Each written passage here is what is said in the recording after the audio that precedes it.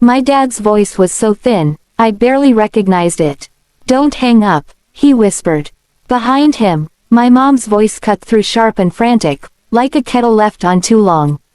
"Your sister says the bank can take the house. She says it's your fault." I don't know what I signed. Outside my apartment window, a neighbor's leftover firework cracked down the block. It sounded like a warning shot. "Dad," I said, forcing my voice steady, "put me on speaker. And don't sign another page."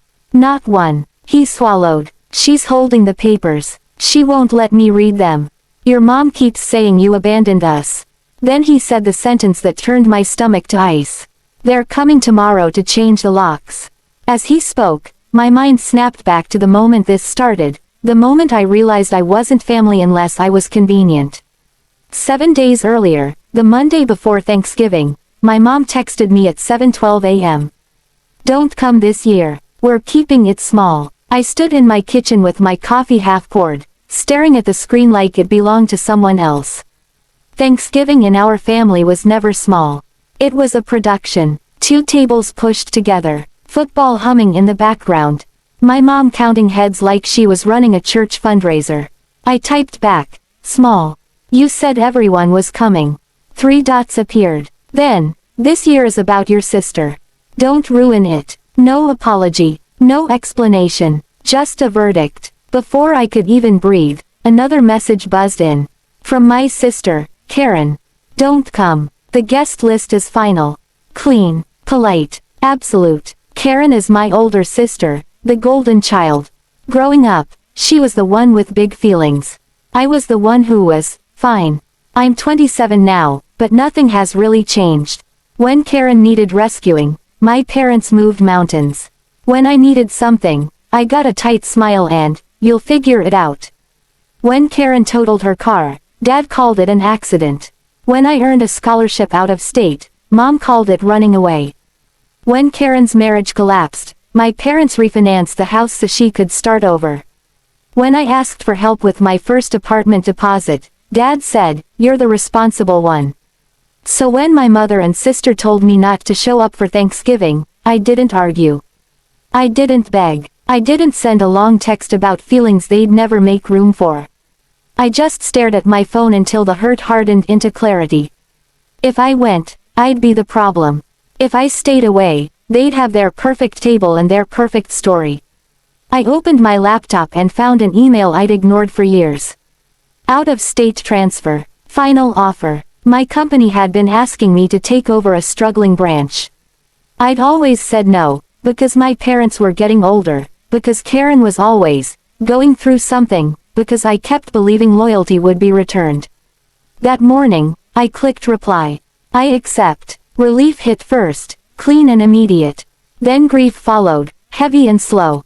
Not because I was leaving my hometown, but because I realized I'd been staying for people who didn't want me there. By noon, I'd called my supervisor. By afternoon, HR sent the relocation packet. That night, I packed 2 suitcases, my winter coat, and the framed photo I'd kept more out of habit than love. Our family in matching sweaters, everyone smiling like nothing was wrong. My phone stayed quiet. "No, are you okay?" From Mom. "No, call me," from Dad. Nothing from Karen, because she didn't need to pretend. The next morning, I drove out before sunrise, windshield wipers smearing frost into thin lines. Mile after mile, I tried to convince myself I was doing the healthy thing. But somewhere past the state line, the truth settled heavy in my chest. They hadn't uninvited me to keep the peace. They'd uninvited me because they needed me gone. And as the highway opened up ahead, I kept seeing Karen's message. The guest list is final. Like it was meant for more than a dinner table. Because 1 week later, my dad's name lit up my phone, and he was panicking. "Dad," I said, steadying myself, "banks don't show up with a locksmith the next day. If someone's coming tomorrow, it's because Karen called them. Not the bank." He sounded like he was pacing, breath catching. "She says the mortgage is behind. There's a notice. Your mom's been crying all week. Karen keeps saying it's your fault. If she hadn't left, she would have helped." There it was. My name pulled back in like a leash. Start at the beginning, I said. What did you sign? Paper shuffled. My mom's voice snapped in the background. Frank, stop talking to her. Dad lowered his voice. Saturday before Thanksgiving, Karen came over with a folder. And a man in a blazer. She said he was helping with documents. An attorney, I asked. I don't know. He had a briefcase. Smiled a lot. Karen said it was routine. Power of attorney so she could handle bills if something happened. My stomach tightened. Power of attorney wasn't a holiday chore. It was control. Did you read it? She kept flipping pages, he admitted. Pointed where to sign. Your mom said, just do it, Frank. We don't need drama. The same rule as always. Keep Karen happy. Keep the peace, even if it costs the rest of us. Do you have copies? No, he whispered. Karen took the folder. Said she'd scan everything. Of course she did. Okay, I said carefully. We slow this down. I need someone there who isn't Mom or Karen. Is Aunt Diane around? Dad hesitated. Your mom doesn't want Diane involved. That told me everything. I called Diane. She picked up on the second ring. Honey, she said, worry already in her voice. You were there, I asked. I was, she said. And I saw why they didn't want you at that table. My throat tightened. What do you mean? Your mother told the family you couldn't be bothered to come. Said you were too busy chasing promotions. Made it sound like you were the problem. I stared at the bare wall in my tiny rental, my suitcase still half unpacked. The story had already been written. But that wasn't the real reason, Diane continued. Karen didn't want questions. She told me she'd stopped by the day before Thanksgiving. Karen's car was there, and so was a stranger's. Real estate type, Diane said. Tablet, measuring wheel. On the counter, she'd seen a thick folder. Tabs everywhere, big block letters on the front. Estate, POA, deed. My skin went cold, and there was an envelope on the hall table, Diane added quietly. I didn't touch it, but I could read the line through the window. What line? I whispered. Notice of default. Bank logo clear as day. Default. Deed. Power of attorney. All under one roof. Diane, I said, I need you to do something tonight. Tell me. Go back over there. No confrontation. Take pictures, envelopes, letterheads, anything with a date. Then call me. I'm already grabbing my keys, she said. 20 minutes later, she called back. I'm parked around the corner. I got pictures. Tell me. Notice of default. Dated 3 weeks ago. Certified mail. Your mother signed for it. And there's a sticky note on the fridge. What does it say? Locksmith. Tuesday, 9 a.m. My fingers went numb. Not the bank. Karen. Dad called again. She's back, he said. She says she's handling the house situation because you won't. Put me on speaker. Karen's voice came through first. Smooth, controlled. So, you finally answered. Why is there a locksmith scheduled? I asked. That's none of your business, she replied. You moved. You're out. I'm out of Thanksgiving, I said evenly. Not out of Dad's life.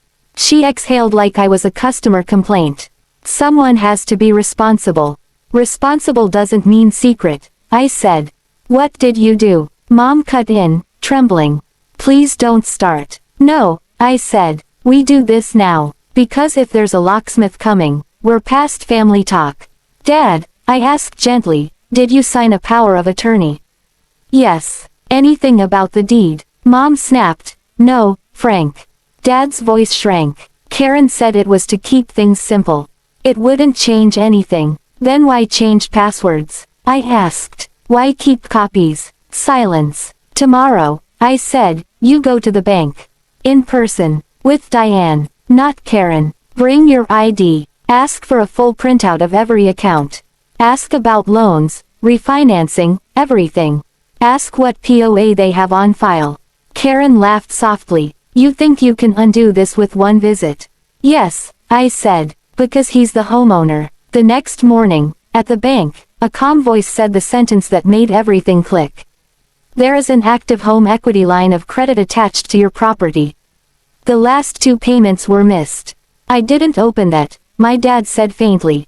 There is also a power of attorney on file authorizing your daughter to conduct certain financial transactions. The paper slid across the counter. Notarized. Official. Clean. By noon, Dad was sitting in an attorney's office that smelled like coffee and paper. The lawyer spoke gently but clearly. If you're competent, you can revoke a power of attorney. You can request a full accounting. If there's misuse, it's not just family drama. Dad signed the revocation with trembling hands. Karen was notified. She fought. Then she softened. I'll pay it back, she said finally. On a written schedule. Automatic payments. No new credit. No authority. Then Dad said quietly, there's something else. A deed. A quitclaim deed. Not recorded yet. Not final, but close. When Karen showed up that evening, dressed like it was a holiday party, Dad stood. His hands shook, but his voice didn't. You used my trust, he said. That isn't help. That's control. For once, she looked stunned. Later, at the kitchen table, my mom wrapped her hands around a mug she never drank from. I made you the easy child, she said. I used your strength so I wouldn't have to confront hers. I didn't forgive her in one breath. I told her what it cost me, years of swallowing hurt to keep a peace that was never mine. And she listened. No excuses. Just listening. Weeks later, Dad mailed me a folder labeled copies in his neat handwriting.